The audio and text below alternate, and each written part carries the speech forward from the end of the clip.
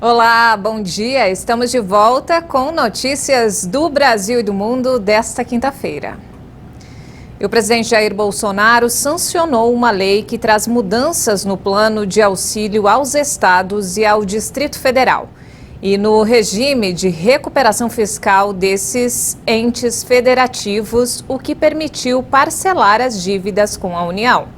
A legislação publicada no Diário Oficial da União retira do teto de gastos dos estados e do Distrito Federal que aderiram ao regime de recuperação fiscal as despesas com emendas parlamentares de bancada e individuais. A legislação anterior, de 2016, permitia aos estados que refinanciaram suas dívidas retirar do teto de despesas gastos mínimos com saúde e educação, que aumentarem mais que a inflação, medida pelo IPCA, e também as despesas pagas com as doações e transferências voluntárias da União. A lei sancionada aumenta a dedução do teto de gastos. Agora podem ser excluídas as despesas pagas com transferências federais designadas a despesas específicas e todas as transferências previstas nos créditos suplementares e nas leis orçamentárias.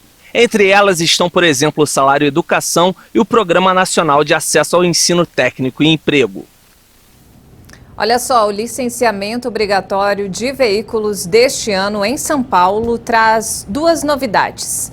A primeira é o novo calendário, que passa a ser a partir de julho e não mais em abril, como foi até o ano passado. Além disso, o valor do licenciamento subiu e custará R$ 144. De acordo com o Detran, o calendário mudou para acompanhar o novo parcelamento do valor do IPVA, que passou de 3 para 5 parcelas. A boa notícia é que, assim como no ano passado, mais uma vez não haverá a cobrança do seguro obrigatório, o DPVAT. Com a aprovação da inclusão de crianças de 5 a 11 anos no plano de vacinação contra a Covid-19, um lote com 1.200.000 doses da vacina da Pfizer-BioNTech contra a doença, destinadas a esse público, está prevista para chegar ao país na próxima quarta-feira. Antes dos pais levarem as crianças para tomar a vacina contra a Covid, é importante saber alguns detalhes sobre o imunizante a ser aplicado já a partir da segunda quinzena de janeiro. A imunização de crianças com as doses pediátricas da americana Pfizer foi autorizada pela Agência Nacional de Vigilância Sanitária no dia 16 de dezembro. Segundo a nota divulgada pela Anvisa, a vacina é segura e eficaz para o público infantil. E a aprovação da imunização se deu com base em uma análise técnica criteriosa de dados e estudos clínicos conduzidos pelo laboratório. Em outubro, o laboratório publicou que a vacina se mostrou 90,7% eficaz na prevenção da Covid em voluntários dessa faixa etária. A Sociedade Brasileira de Infectologia apontou que o imunizante já foi aplicado em milhares de crianças em países que têm um rígido controle na avaliação de segurança de medicamentos, como os Estados Unidos, Canadá, Israel e União Europeia. E os resultados observados foram positivos em relação à proteção contra o vírus e também à segurança. A dose utilizada em crianças de 5 a 11 anos é apenas 1/3 da usada em adultos. Para diferenciar das doses de adultos, o frasco das crianças tem a tampa alaranjada, enquanto a dose dos adolescentes tem a tampa na cor roxa.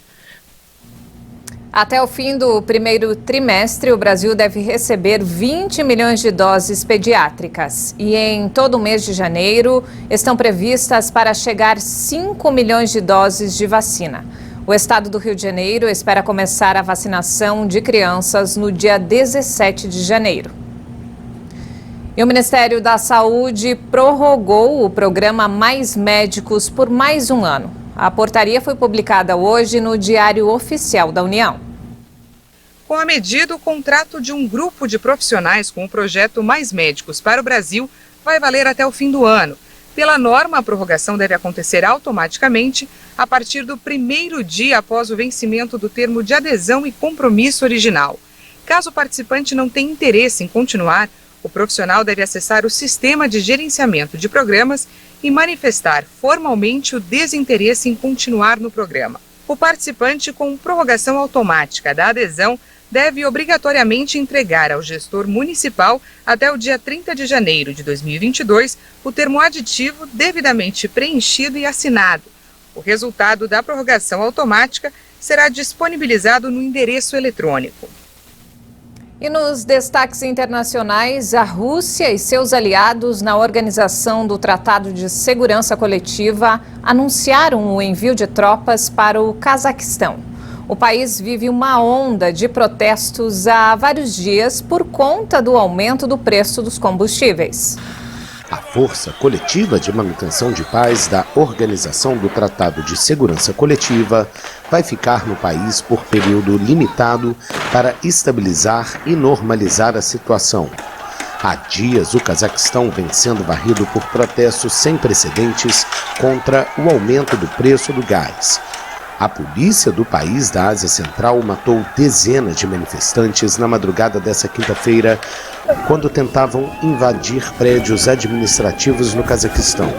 De acordo com a polícia local, uma operação antiterrorista está em andamento em um dos bairros de Almaty, capital econômica do país, onde os confrontos foram mais violentos.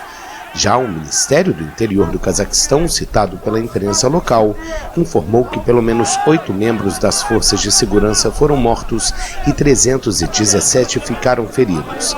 Mas agências de notícias contradizem os dados oficiais e afirmam que há pelo menos 12 vítimas fatais e 353 feridos nos confrontos.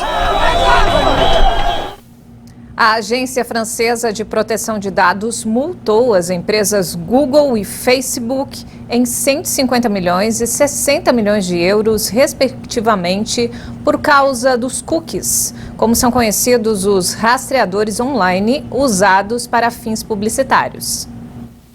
A multa de 150 milhões de euros dada ao Google representa o maior valor até hoje para a empresa, que já havia sido penalizada em 100 milhões de euros pelo mesmo motivo em dezembro de 2020. A Comissão Nacional de Informática e Liberdades constatou que os sites facebook.br, Google França e youtube.com não permitem rejeitar os cookies com a mesma facilidade de quando o usuário decide aceitá-los. Facebook e Google têm 3 meses para corrigir este desequilíbrio prejudicial para o usuário, sob pena de pagar 100 mil euros adicionais por cada dia de atraso. O Google garantiu que mudará sua política depois da aplicação dessa nova multa. Os cookies são pequenos arquivos que detectam os sites visitados pelos usuários da internet, que depois são alvo de mensagens publicitárias supostamente personalizadas.